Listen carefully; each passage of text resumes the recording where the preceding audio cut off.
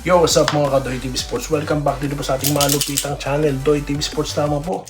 Ang ating pag-uusapan ay ito, SMB at itong TNT. Naku po, malaki po or may chance na sila po yung maging number 8. Paano mangyayari yan? Okay. Steady lang kayo ha. At ito pa, ang Ginebra, nasaan sila, Okay, anong mangyayari sa kanila? Yan at mga pa-shoutout. Pero bago po yan, magpapasalamat po na si Doy TV sa ating mga binamahal na followers and subscribers, okay? Sa mga hindi pa po, stay tuned. Malalaman nyo kung bakit kayo dapat mag-subscribe. Okay, so yan po magpapa-shoutout tayo right after ko i-discuss itong mga pinagsusulat ko.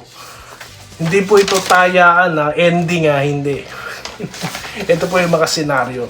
So I have forecast guys, this coming Wednesday, bukas na po yan, mahalaga yung laban itong Wednesday, di po ba? Although inassume ko na dyan na mananalo ang Phoenix at SMB. Okay. Then Friday, ganun din, I assume Rain or Shine will win against Titan at Meralco. Tatalunin naman ng Terra Firma. So, kaya may forecast na ako dyan. Ngayon, nasa ang pinag-uusapan natin? TNT at San Miguel. Okay. Ang TNT, mapapanatili sila hanggang number 6. San Miguel naman po is nasa baba, number 8. Magkakaparehas pa rin sila ng standing. Ngayon, Sunday na po tayo. Pag manalo ang San Miguel dito sa Phoenix, gaganda record nila. Siyempre, magiging 7 na sila. Kaya antimano, sila po yung magiging number 5 na. At ang TNT po, dyan na po gagalaw. Magiging number 7 na sila. Okay. Ang Mags magiging 8. Okay? Yan naman po ay senaryo ng SMB wins. Pagka naman po Phoenix, ayan, Phoenix number 5, TNT, hindi po magagalaw sa number 6. Okay, so, yan na po ang SMB, bababa na po sa number 8. Ayan po sinasabi ko. Baka sabihin nyo, nanggagaya ako kasi may mga nagbibigay na rin ng ganyang senaryo Ngayon, paano magiging number 8 ang TNT? Hindi po ako pupunta tag dito, sa option na kapag tinalo sila ng Ginebra, hindi pa po, Hindi. Dahil pag-uusapan natin, dapat bang yung sinasabi ko na ang Ginebra, diyan sila titingin na senaryo Okay. Kaya ito, dito ako pupunta. Ito, nakita yun, number 8 na TNT dito. Anong senaryo yan? Sunday na, Sunday na po ito. Kapag po nanalo ang Meralco, okay na okay po sila, number 7 ng TNT. Okay. Alright. Senaryo po na Meralco at San Miguel San Miguel steady number 5. Okay. Ngayon naman po, pagka Magnolia ang manalo, ayan na po, TNT. Bagsak po sila sa number 8. Okay. Mags mananatili sa number 7, di po ba? SMB solid sila, Pero pagka ito po matindi, pag natalo naman po yung senaryo ng Meralco at Phoenix ang manalo, TNT number 6 pa din, SMB ang number 8. So yan po ang senaryo na aking tinitignan. Ngayon, dito na tayo, Pag nangyari yan, ito na po magiging composition, Pagka TNT Ginebra na po maglalaban. Okay? NLEX Magnolia. Pag SMB po nanalo Ross TNT, Meralco, Phoenix, Ginebra, San Miguel. Ang pangit. Ang pangit. Di po ba? Ito naman, pag Phoenix naman po ang manalo. NLEX SMB, Ross Magnolia, Meralco TNT at Ginebra Phoenix. Okay na. Okay sa Ginebra yan, Okay. So, yun Yun po ang senaryong na lumabas sa computation ko.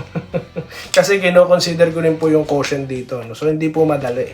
Ito naman sa akin lang naman, sarili ko lang, At sinishare ko din sa inyo. Pag nagkatotoo, di okay.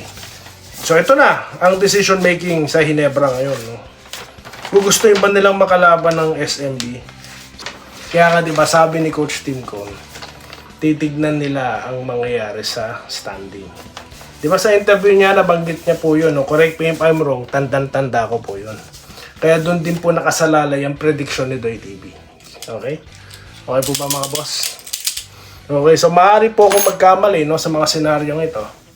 Dahil ito naman po sarili ko po itong kompetisyon, no? Okay, at hindi po ako nakikinig kung kani-kanino. Okay? Yun lang naman, dapat po may sarili po ang mga vlogger. Pag nagkamali ako, edi mag-repair po tayo sa talagang actual na. Okay? Kasi may mga nagtatanong po, kaya nilabas ko itong senaryo na to. My own scenario. Okay, dyan po sa standings. Okay po ba, mga boss? Masakit po sa ulo. Actually, sumakit ulo ko. Inisip ko, ba't ko pa ginawa yun? Pa-shoutout na po tayo, ha? Alright, dito tayo kay Erwin or Enrique Rivera. Sir Erwin, shoutout po sa Facebook. Enrique Rivera, nag-good day. Okay, Idol Win na Mags. Okay, talo daw po TNT. Rodwaldo Prasdilla, good PM Idol Luis TV. Kailangan manalo nitang Hinebra laban si TNT para marating nila ang semifinal para masaya ang buong Hinebra. Okay po So, papabayaan ko muna yung comment nyo, sir. Romulo Makaray, Idol Doy TV. Laban kung laban. Basta tayo, kahit sinong manalo dyan, alam kong paghahandaan. Yes. Vincent Nava, good day kabayan Doy, go Hinebra. Gibahin nyo silang lahat. Robert Kayab, isa din ako sa nag-aabang sa laro ng TNT at Magnolia. Nagpapa-shoutout po si Segundo Aurelio. Okay? Watching from Quezon, Butuan, Bohol. Po si Paul, Boss Doy, watching po from Caloocan City, North Bagong Silang. Kahit sino po manalo at Magnolia, kahit sino pa makatapat next round, Hinebra, patay kung patay. Yun ang sinasabi natin.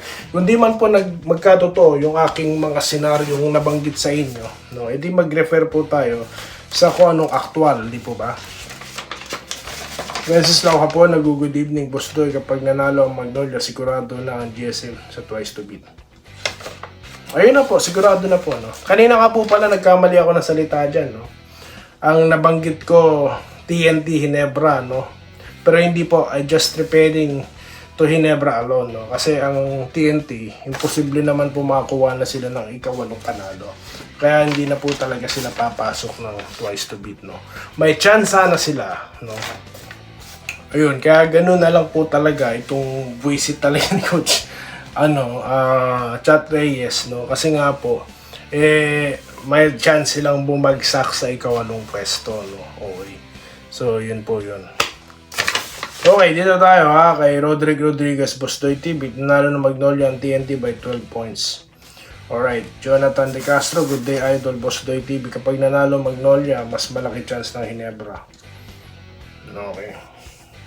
Pasok na, opo, mas malaki. As in, yun na nga po, sure na sila, no? Sure na sila. Dahil yun na nga po, sinabi ko dyan sa Reels po, no? Nag-content tayo sa Reels, sabi ko doon, sure ang Hinebra na, no? Dahil wala naman pong ibang team na makakaangat pa ng 8 panalo. Wala na. Okay.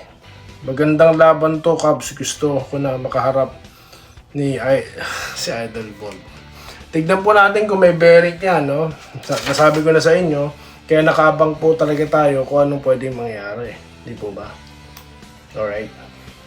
So, yun So, okay. Dito tayo kay Rene de Rosales. Boss Doy TV. Umasa kami ang TNT sa malaki nilang import. Natalo tuloy sila. Magandang morning, kabayan Doy. Malupit si Volvo. PD Plus ginawa niya.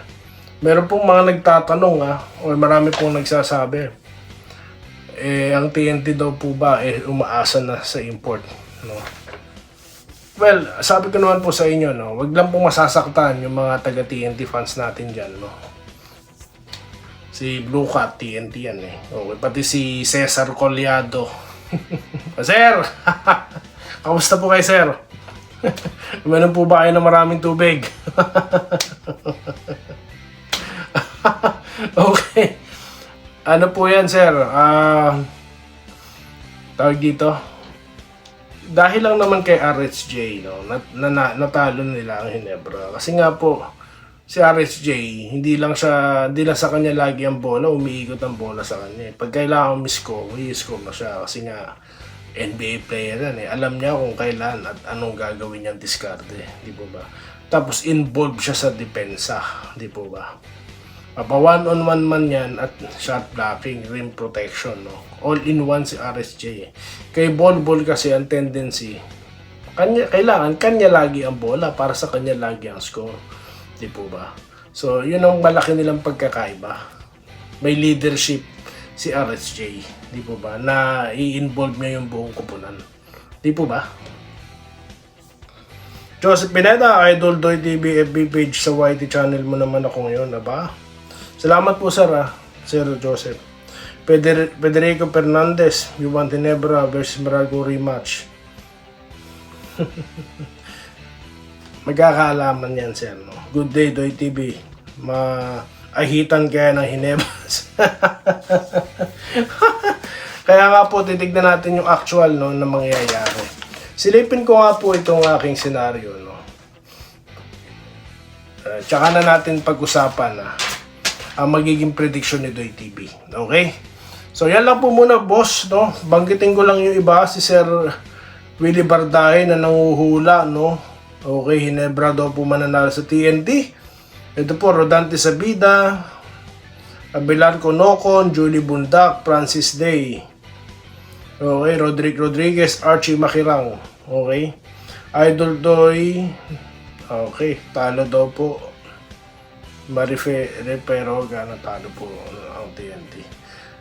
Wala na bang laro ang SMB? Ayan, so sinagot ko po kay Lobrino de Landara. So yan po ang mga nag-comment. Salamat po sa inyo. At sa mga hindi pa po or mga hindi ko po nabasa, pasensya na po kayo sa next pa-shoutout na po. Ito po ang Doy TV Sports. Maraming salamat po sa inyo.